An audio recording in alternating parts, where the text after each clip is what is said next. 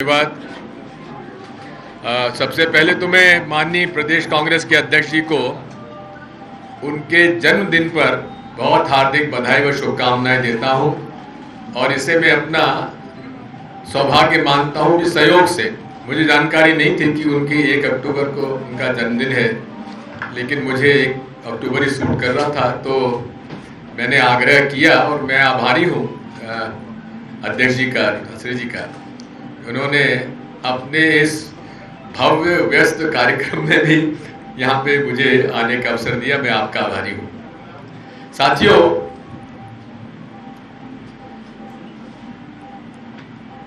तेरह सितंबर 2021 को केंद्र सरकार के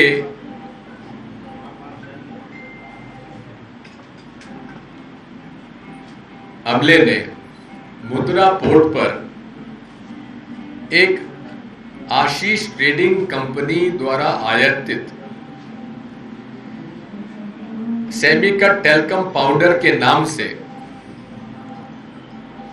जो अफगानिस्तान से ईरान और ईरान से गुजरात के पोर्ट पर आया माल,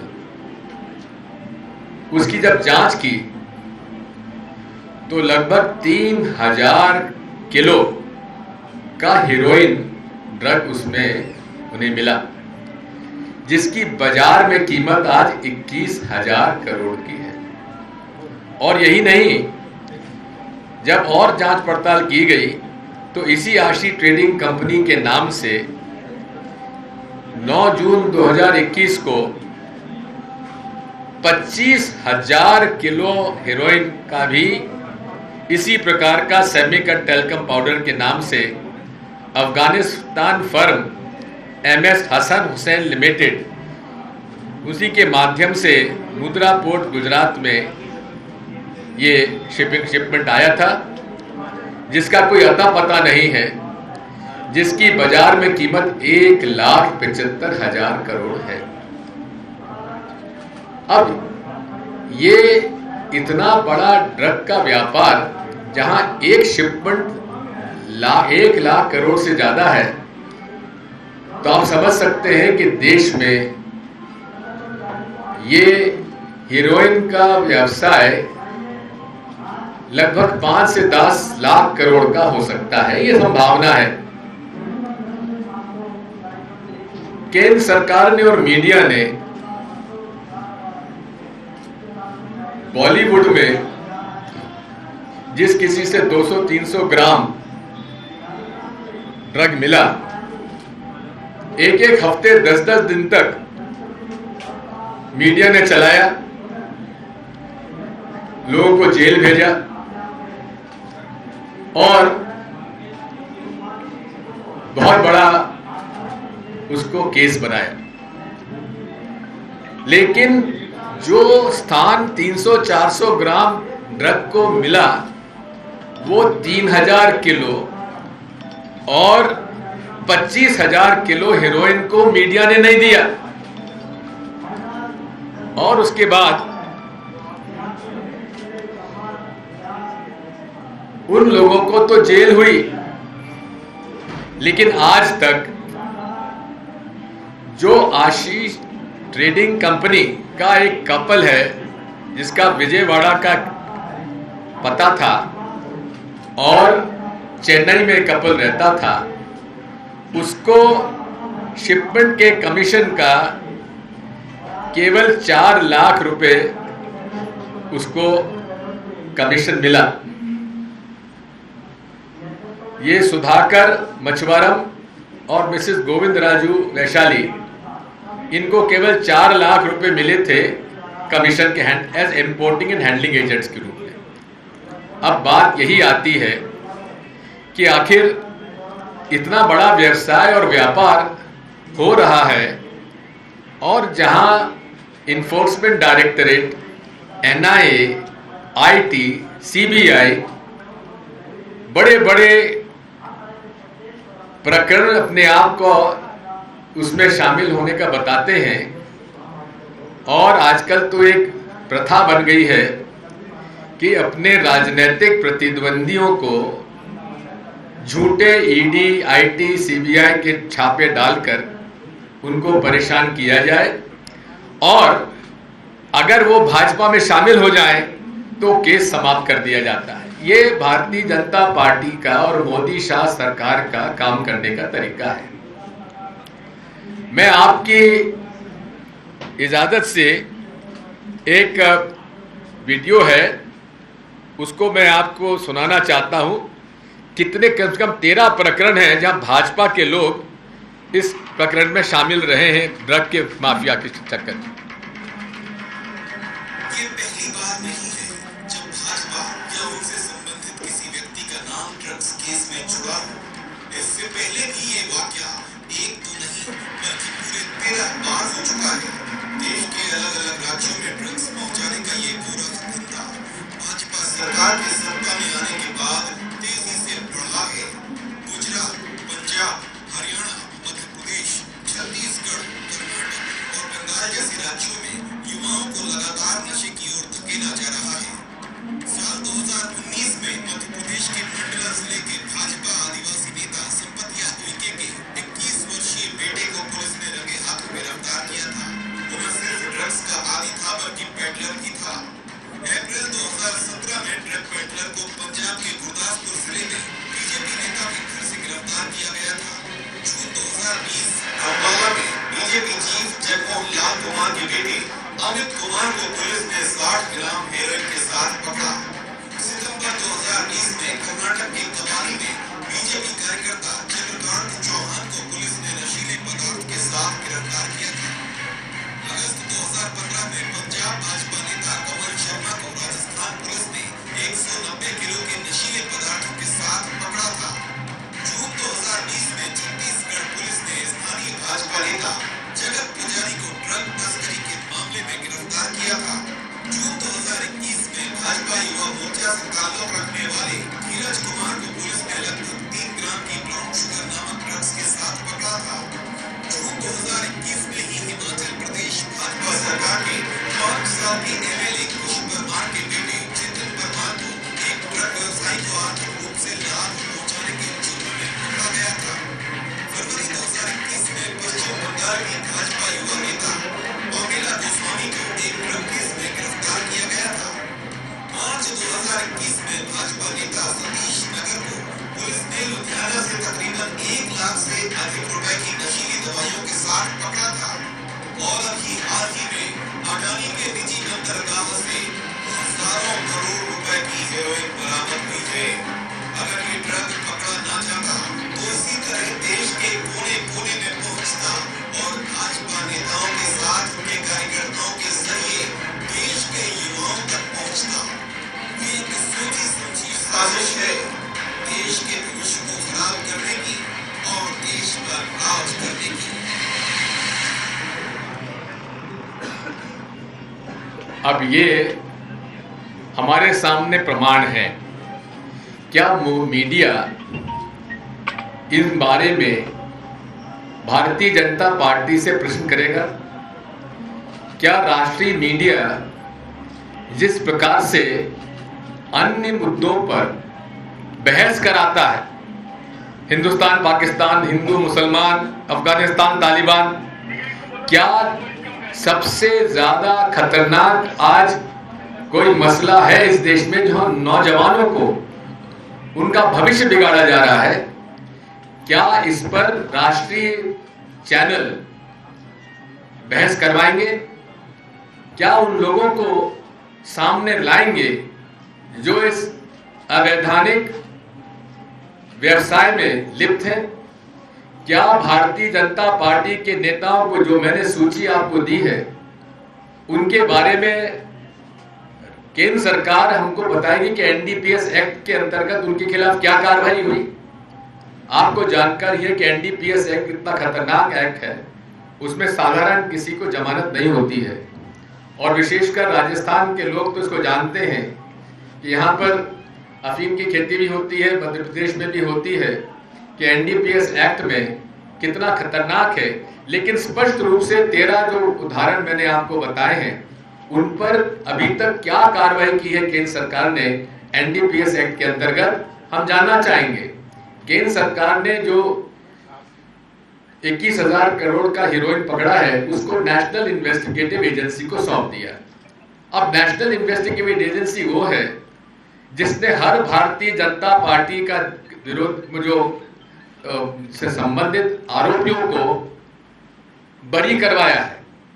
जहां प्रोसिक्यूशन का ये उद्देश्य होता है, लक्ष्य होता है, ध्येय होता है कि अपराधियों को जेल भिजवाएं, लेकिन मोदी शाह सरकार के अंतर्गत नेशनल इन्वेस्टिगेटिव एजेंसी ने उन सब लोगों को बरी करवा दिया जो कि आतंकवादी गतिविधियों में शामिल थे।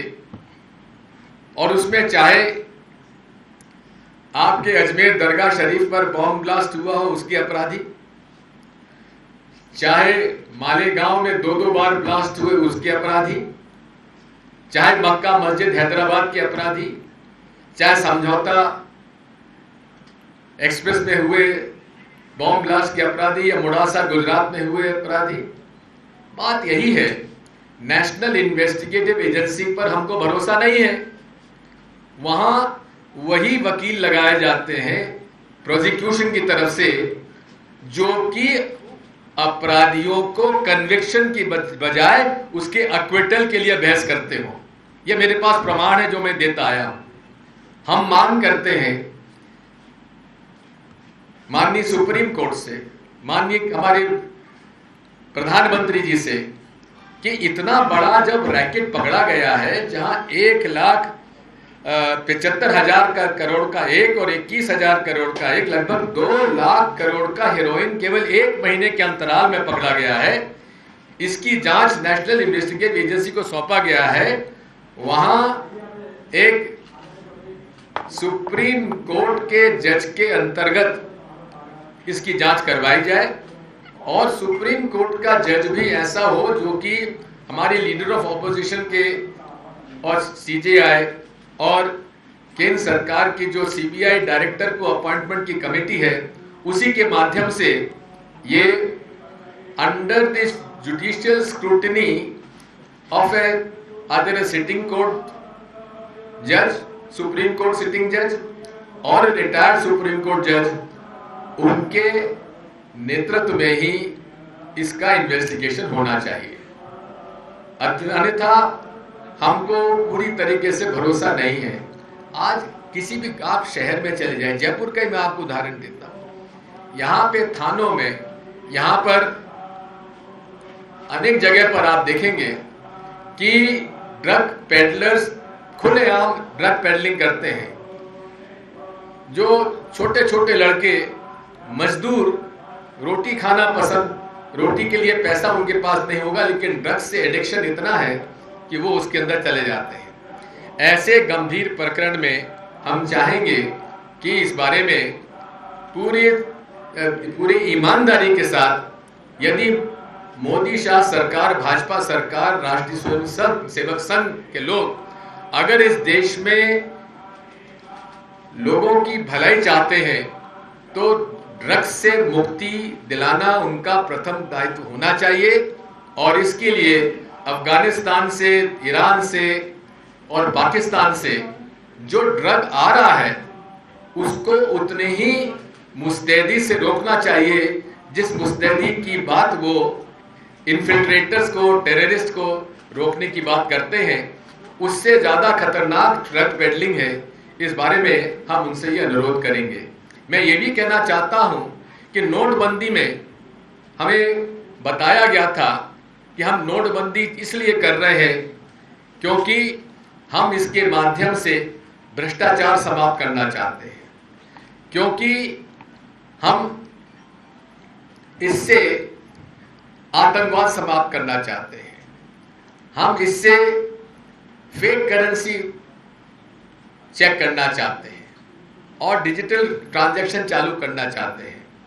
लेकिन हुआ क्या, जिस समय नोटबंदी हुई थी उस समय मार्केट में 17.8 लाख करोड़ करेंसी थी।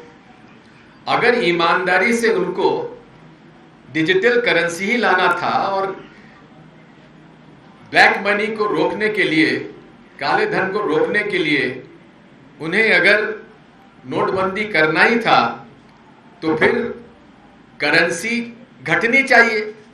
लेकिन आज 5 साल बाद जो करेंसी 17.8 लाख करोड़ थी सितंबर 2016 में, आज रिजर्व बैंक ऑफ इंडिया के आधार पर ये बढ़कर 26.7 लाख करोड़ हो गई है। अब आप बताइए कि जहां डिजिटल करेंसी बढ़ना के बात मोदी जी करते थे, वहां कैश लिक्विडिटी कैसे बढ़ गई? आज तक इसका कोई जवाब नहीं देते हैं। और मेरा यह आरोप है कि बहुत बड़े पैमाने पर नकली नोट छपे हैं और नकली नोट मार्केट में आ चुके हैं। अब ये कहां से छपे, कैसे छपे, मैं नहीं जानता। इस बारे में विशेष तौर पर जांच होने की आवश्यकता है।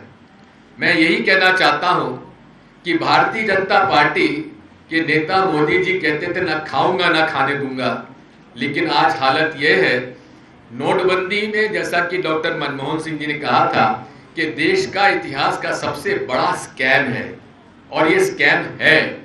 जिस दिन राज खुलेंगे, अनेक राज खुलेंगे, और यही है कि इसमें कितना भ्रष्टाचार हुआ है। डॉक्टर यतीन्द्र ओझा, जो कि भारतीय जनता पार्टी के विधायक थे गुजरात के, उन्होंने लिखित पत्र भेजा था नरेंद्र मोदी जी को कि अमित शाह जी के जो कुछ लोग हैं जो कि गुजरात में 1 करोड़ पुराने नोट लेके 67.5 लाख नए करोड़ रुपए दे रहे हैं, ये उनका लिखित रूप से प्रधानमंत्री जी को पत्र था। लेकिन उस पर कोई कार्रवाई नहीं हुई, और पूरे तरीके से आप देखेंगे कि सबसे ज्यादा नए नोट अगर कहीं भेजे गए तो गुजरात के कोऑपरेटिव बैंक्स को भेजे गए, और कोऑपरेटिव बैंक्स पर कब्जा अमित शाह जी के लोगों का रहा है। इसलिए हम चाहते हैं इसकी पूरी छानबीन होना चाहिए। जहां 2014 में नरेंद्र मोदी जी ने अनाउंस किया था कि काला धन हम वापस ले आएंगे, और काला धन वापस लाने के लिए सुप्रीम कोर्ट के रिटायर्ड जज की अध्यक्षता में एक स्पेशल इन्वेस्टिगेटिव टीम बनाई गई थी। 7 साल होने आए, आज तक स्पेशल इन्वेस्टिगेटिव टीम ने क्या रिपोर्ट दी है या क्या पाया है काले धन पर? क्या आपको अगर कोई जानकारी हो तो मैं जानना चाहूंगा। जहां तक मेरी जानकारी है, स्पेशल इन्वेस्टिगेटिव टीम ने आज तक वो रिपोर्ट नहीं दी है। ये पूरे तरीके से इसी तरह से आप देखेंगे राफेल सौदे के अंदर नियम और प्रक्रिया का पालन नहीं किया गया।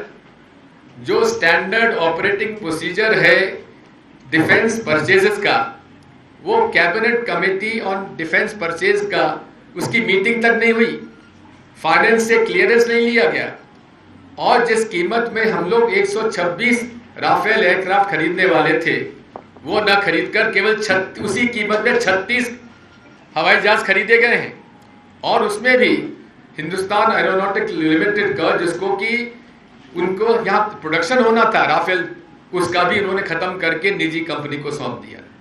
ये पूरे तरीके से ऐसे अनेक उदाहरण हैं जिनको मैं दे सकता हूं, लेकिन आज पूरी तरीके से ड्रग के मामले में मैंने आपके सामने ध्यान आकर्षित किया है, क्योंकि मेरी ये प्रेस कॉन्फ्रेंस केवल ड्रग के इस प्रकरण तक है। आप जितने भी ड्रग के बारे में कोई प्रश्न पूछेंगे तो उनका उत्तर दूंगा। धन्यवाद।